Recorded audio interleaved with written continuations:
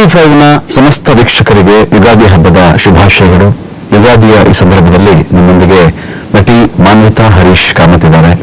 ಬಹಳ ದಿನಗಳಾದ್ಮೇಲೆ ಮಾತು ಸಿಕ್ಕಿದ್ದಾರೆ ಮಾನ್ವಿತಾಗೆ ಮದುವೆಯಾದ ಮೇಲೆ ಮೊದಲ ಯುಗಾದಿ ಇದು. ಮಾನ್ವಿತಾಗೆ ಯುಗಾದಿ ಶುಭಾಶಯಗಳನ್ನು ಹೇಳ್ತಾ ನಾನು ಕಾರ್ಯಕ್ರಮ ಶುರು ಮಾಡ್ತಾ ಇದ್ದೀನಿ. ಸ್ವಾಗತ ಮಾನ್ವಿತಾ, ಮತ್ತು ಯುಗಾದಿ ಹಬ್ಬದ ಶುಭಾಶಯಗಳು. Thank you Ramakant sir, thank you so much, ಧನ್ಯವಾದಗಳು. ನಿಮಗೂ ಕೂಡ ಹ್ಯಾಪಿ ಯುಗಾದಿ, ಯುಗಾದಿ ಹಬ್ಬದ ಹಾರ್ದಿಕ ಶುಭಾಶಯಗಳು. ನಿಮ್ಮ ವೀಕ್ಷಕರಿಗೆ ಎಲ್ರಿಗೂ ಕೂಡ ಹಬ್ಬದ ಶುಭಾಶಯಗಳು.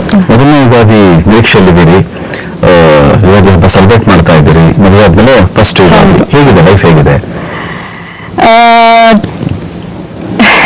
ಅದಕ್ಕೆ ಸ್ಮೈಲೇ ಎಲ್ಲ ಹೇಳ್ತಾ ಅನ್ಕೊಂತೀನಿ.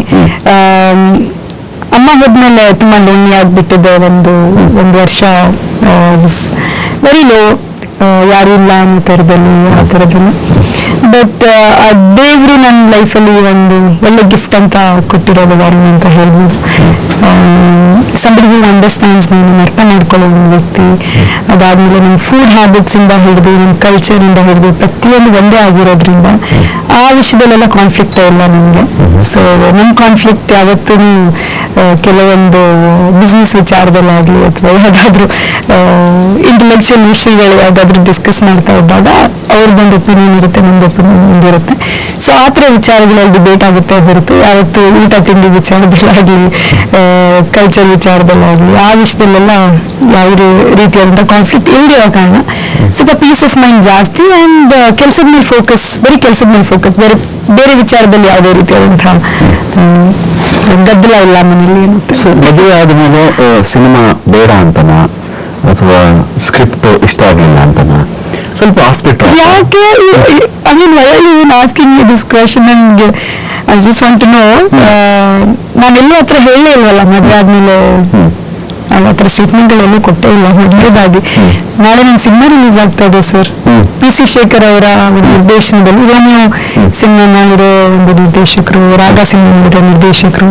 ನಮ್ಮ ಕನ್ನಡದಲ್ಲಿರುವಂತಹ ಇದೆಲ್ಲ ಶೂಟ್ ಆಗಿದ್ಯಾ? ಶೂಟ್ ಆಗಿರೋದು ಮದುವೆ ಮುಂಚೆನೆ. ಸೊ ಮದುವೆ ಆದ್ಮೇಲೆ ನಾನು ಒಂದು ಸಿನಿಮಾ ಶೂಟ್ ಮಾಡಿದೆ, ಮನೆಯಿಂದ ಹಾಫ್ ಅಂತ.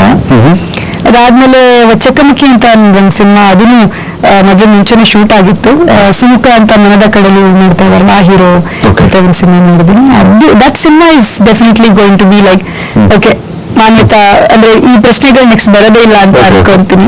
ಯಾಕಂದ್ರೆ ನಾನು ತುಂಬಾ ಸರ್ಪ್ರೈಸ್ ಆಗ್ತೀನಿ ಈ ತರ ಪ್ರಶ್ನೆಗಳು ಹೆಣ್ಮಕ್ಳಿಗೆ ಕೇಳಿದಾಗ. ಅಂದ್ರೆ ಮದುವೆ ಆದ್ಮೇಲೆ ಸಿನಿಮಾ ನಿಲ್ಲಿಸ್ತೀರಾ ಅಂತ. ಎಷ್ಟೋ ಜನ ಗಂಡ್ಮಕ್ಳು ಮದುವೆ ಆದ್ಮೇಲೆ ಇಂಡಸ್ಟ್ರಿಗೆ ಎಂಟ್ರಿ ಕೊಟ್ಟಿದ್ದಾರೆ. ಸೊ ನಿನ್ನೆ ನಾನು ಯಾರ ಹತ್ರ ಮಾತಾಡ್ತಾ ಇದ್ದೆ, ಯಾವುದೋ ನಟರ ಬಗ್ಗೆ. ಅವರು ಫಸ್ಟ್ ಡೆಬ್ಯೂ ಮಾಡಿರೋ ಯಾವ ಏಜಲ್ಲಿ ಮಾಡಿದ್ರು? 32, 33. ರಿಯಲಿ ಅಂದ್ರೆ ನಾನು just stepped into my 30s. ನೀವು ಅದು ಏಜ್ ಅಲ್ಲೇ ಒಂದು ಸ್ಟೀರಿಯೋಟೈಪ್ ಮಾಡ್ಬಿಡ್ತೀರಲ್ವಾ? ಅಂದ್ರೆ ಒಂದು ಮೇಲ್ ಹೀರೋ ಎಷ್ಟೇ ವರ್ಷ ಆದ್ರೂ ಅವರು ಯಂಗ್ ಆಕ್ಟರ್ಸ್ ಜೊತೆ ಆಕ್ಟ್ ಮಾಡ್ಬೋದು. ಅವ್ರಿಗೆ age is just a number. ಹೆಣ್ಮಕ್ಳಿಗೆ ಒಂದು 30 ಆದ ತಕ್ಷಣ ನೀವು ರಿಟೈರ್ಮೆಂಟ್ ಕೊಡಕ್ಕೆ ರೆಡಿ ಆಗಿಬಿಡ್ತೀರಲ್ಲ ಅನ್ನೋ ಥರದಲ್ಲಿ ನಾನು ಜೋಕಿಂಗ್ಲಿ ಒಬ್ಬರಿಗೆ ಕಾಲೆಳಿತಾ ಇದ್ದೆ. ಬಿಕಾಸ್ ಶಿವಾನ್ ವಿಕ್ರಮ್, ಸೂರ್ಯ ಇವರೆಲ್ಲ 35, 36 ಆದಿನದಲ್ಲೇ ಬಂದಂಥವ್ರು. ಬಟ್ ಈ ಹೆಣ್ಣು ಮಕ್ಕಳ ವಿಚಾರದಲ್ಲಿ ಯಾಕೆ ಬಂದಿದೆ ಅಂದ್ರೆ, ನೋಡಿದ್ದನ್ನು ನಾವು ಕೇಳ್ತಾ ಇದ್ದೀವಿ. It's not A new thing. ಎಷ್ಟೊಂದು ಜನ ಒಂದು ಮದುವೆ ಆದಾಗ ಒಂದು 5-6 ನಂಬರ್ ಹೇಳ್ದಲ್ಲ ನಮಗೆ. ಮದುವೆ ಆದ್ಮೇಲೆ ಇಲ್ಲ ನನಗೆ ಸಾಕು, ನನ್ನ ಫ್ಯಾಮಿಲಿ, ಈಗ ನನ್ನ ಫ್ಯಾಮಿಲಿ ಕಡೆ ಫೋಕಸ್ ಮಾಡ್ತೀನಿ, ಈ ಕಡೆ ನಾನು ಇಂಥ ಒಂದು ಉದ್ದೇಶ ಇದೆ, ನಾನು ಮಾಡಿದ್ದೀನಿ ಒಂದೊಂದು ಇಲ್ಲ ಈ ತರ ಇದೆ.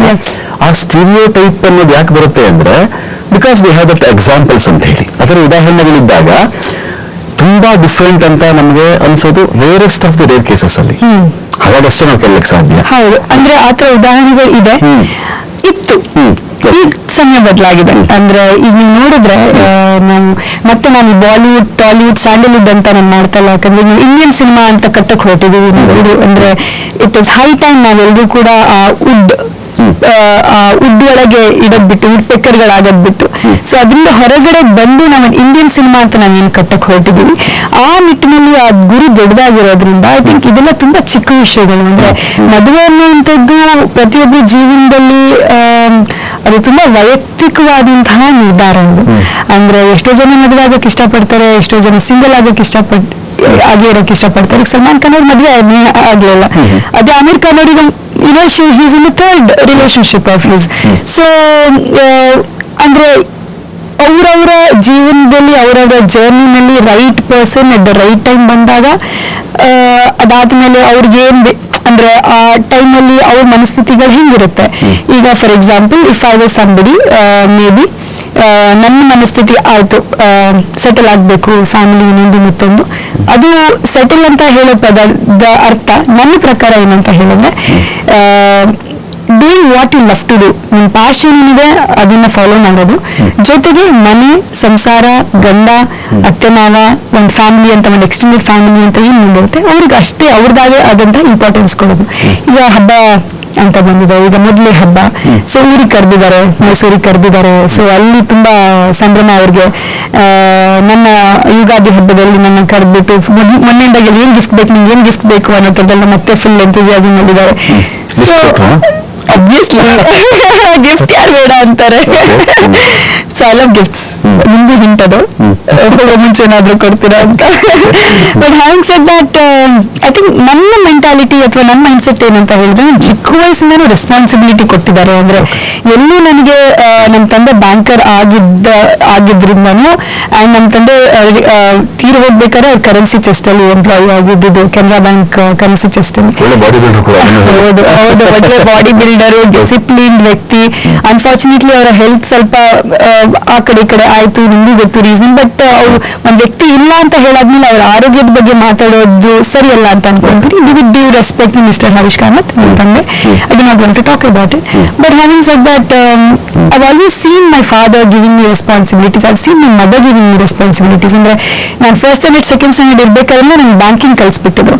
ಬ್ಯಾಂಕಿಗೆ ಹೋಗು, ಅದು ಫಾರ್ಮ್ ಫಿಲ್ ಮಾಡೋದು, ಬ್ಯಾಂಕಿಗೆ ಹಣ ಕಟ್ಟೋದು, ಆಮೇಲೆ ಪೋಸ್ಟ್ ಆಫೀಸಿಗೆ ಕಳ್ಸೋದು. ಅದು ಚಿಕ್ಕ ವಯಸ್ಸಿಂದಾನೇ ಅದು ಒಂದು ಬಂದಿರೋದ್ರಿಂದ ಅಂದ್ರೆ ಸೇವಿಂಗ್ಸ್ ಬಗ್ಗೆ ಒಂದು ಅನುಭವ. ಅಂದ್ರೆ ಒಂದ್ ₹5 ಬಂದ್ರೂ ಅದನ್ನೆಲ್ಲ ಪಾರ್ಟಿ ಮಾಡಿ ಇನ್ನೊಂದ್ ಮಾಡಿ ಅದ್ ಮಾಡಿ ಉಡಿಸ್ ಮಾಡೋದಲ್ಲ. ಸೊ ಅದು ₹5 ಬಂದಿರೋ ನಿಮ್ ಎಕ್ಸ್ಪೆಂಡಿಚರ್ಸ್ ಏನಿದೆ ಅಂತ ನೋಡ್ಕೊಂಡು ಇದರ ಸೇವ್ ಮಾಡಿ ಇಡ್ಕೋ ಬೇಕಾಗುತ್ತೆ. ಅಂದ್ರೆ ನೋ ಮ್ಯಾಟರ್, ನಾನು ಎಷ್ಟೋ ಇಂಟರ್ವ್ಯೂಗಳಲ್ಲಿ ಹೇಳಿದೀನಿ, ನಾನು personal always live in the present ಅಂತ. ನೀವು ಎಷ್ಟೇ ಪ್ರೆಸೆಂಟ್ ಮೂಮೆಂಟ್ ಅಲ್ಲಿ ಆ ಮೊಮೆಂಟಿಯಸ್ ಆಗಿದ್ರೂ ಕೂಡ when it comes to finance and everything ನೀವೆಲ್ಲರೂ ಸೆಕ್ಯೂರ್ ಆಗಿರ್ಲೇಬೇಕು. ಇಲ್ಲ ಅಂತ ಹೇಳಿದ್ರೆ ಇತ್ತೀಚೆಗೆ ಬರೋರೆಲ್ಲ ಇನ್ಕಮ್ ಟ್ಯಾಕ್ಸ್ ಆಫೀಸರ್ ಆಗಿಬಿಟ್ಟಿದ್ದಾರೆ. Everybody wants to know how is somebody making money, especially when it comes to women ಈ ಕ್ವೆಶನ್ಸ್ಗಳು ಜಾಸ್ತಿ. ನನ್ನ ತಾಯಿಯವರು ಅವತ್ತು ಒಂದು ಮಾತು ಹೇಳ್ತಾ ಇದ್ರು, ಒಂದು ಹೆಣ್ಣು ದುಡಿಯೋಕ್ಕೂ ಒಂದು ಗಂಡು ದುಡಿಯೋಕ್ಕೂ ತುಂಬಾ ವ್ಯತ್ಯಾಸ ಇದೆ. ವ್ಯತ್ಯಾಸ ಅಂದ್ರೆ ಯಾವ ತರ ಅಂದ್ರೆ ಸಮಾಜದ ಒಂದು ಪರ್ಸ್ಪೆಕ್ಟಿವ್ ಅಲ್ಲಿ ಎಷ್ಟೋ ವಿಚಾರಗಳು ಅಂದ್ರೆ ಬೇರೆ ಬೇರೆ ದೃಷ್ಟಿಕೋನದಲ್ಲಿ. ಅಂದ್ರೆ ಒಂದು ಹೆಣ್ಣು ಸಿನಿಮಾದಲ್ಲಿ ಒಂದು ಮಾಸ್ ಹೀರೋಯಿನ್ ಅಂತ ನಾನು ಕರೆಯೋಣ ಸರ್, ಒಂದು ಮಾಸ್ ಆಕ್ಟರ್ ಆಗಿ ನಿಂತ್ಕೋಬೇಕು ಅಂತ ಹೇಳಿದ್ರೆ, ಇವತ್ತು ನಾನು ಶಿವಾಜಿನಗರಕ್ಕೆ ಹೋಗಿ ಒಂದು ಸಿಗರೇಟ್ ಹಚ್ಚಿ ನಿಂತ್ಕೊಂಡ್ರೆ 4 ಜನ ನನಗೆ ಸಿಗರೇಟ್ ಹಚ್ಚೋರು ಅಂದ್ರೆ ಲೈಟ್ ಹಚ್ಚಕ್ ಬರ್ತಾರೆ. The only reason being I have played those characters in the movie. I've reached to certain audience. But when I say this, it will sound very bold to you. Imagine a male actor saying the same thing to you. Okay. It will sound very cool. ದೊಡ್ಡ ವಿಷಯ. I'm just saying it's not about smoking or anything like that, but I'm just saying, giving you a connotation of ಒಂದು mass hero ಅಥವಾ mass ಆಕ್ಟರ್ಗೆ ಒಂದು perspective.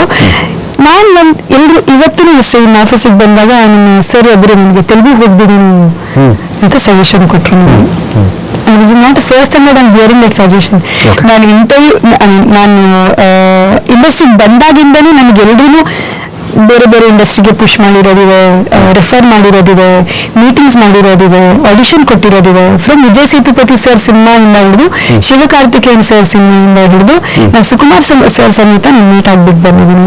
Yashraj films ಅಲ್ಲಿ audition ಕೊಟ್ಟಿದ್ದೀನಿ. Yashraj films ಅಲ್ಲಿ Devdas one of the very toughest ಮೊನಿಲಾಗ್ನ ನನಗೆ audition ಅಲ್ಲಿ ಹೇಳಕ್ ಕೊಟ್ಟಿದ್ರು. ನಾನು ಹೋಗಿದ್ದೀನಿ, ಆಡಿಷನ್ ಮಾಡಿದ್ದೀನಿ, ಬಂದಿದ್ದೀನಿ. But the end of the day the only calling that I had was I want to do something bad there. ನಾನಿರೋ ಕಡೆ ನಾವು ಮಾಡಬೇಕು ಅಂತ. ಅದಕ್ಕೆ ಹಲವಾರು ಕಾರಣ ಇದೆ. ಮೊದಲನೇದಾಗಿ ನಾನು ನಟಿ ಅಂತ ಒಂದು ಗೊತ್ತಾಗಿರೋ ಒಂದು ಸ್ಟೇಜ್ ಏನಿದೆ, ಅಂಡ್ ನಾನು ಫಿಲ್ಮ್ ಮೇಕರ್ ಅಂತ ನನಗೆ ಗೊತ್ತಾಗಿರೋ ಸ್ಟೇಜ್ ಏನಿದೆ. ಸೊ ಅದರಲ್ಲಿ ಒಂದು ಸ್ವಲ್ಪ ಟೈಮ್ ಲೈನ್ ವೇರಿಯೇಷನ್. ಅಂದ್ರೆ ನಾನು ಫಿಲ್ಮ್ ಮೇಕರ್ ಆಗ್ಬೇಕು ಅಂತಾನೆ ಇದ್ದೆ. ಈಗ ತೆಲುಗು ಇಂಡಸ್ಟ್ರಿ ಟ್ರೈ ಮಾಡಿ ಅಥವಾ ತಮಿಳು ಇಂಡಸ್ಟ್ರಿ ಟ್ರೈ ಮಾಡಿ ಆ ಒಂದು ವಿಷಯನ ಯಾವ ಸಜೆಷನ್ ರೂಪದಲ್ಲಿ ಕೊಡೋದು ಕೂಡ ಒಂದು ಸಣ್ಣ ಒಂದು ಆಶಯ ಸದಾಶಯ ಇರುತ್ತೆ ಅದ್ರ ಹಿಂದೆ. ಖಂಡಿತ, ಯಾಕಂದ್ರೆ ತಪ್ಪೇ ಅಲ್ಲ. ಇವಾಗ ಬೀಟ್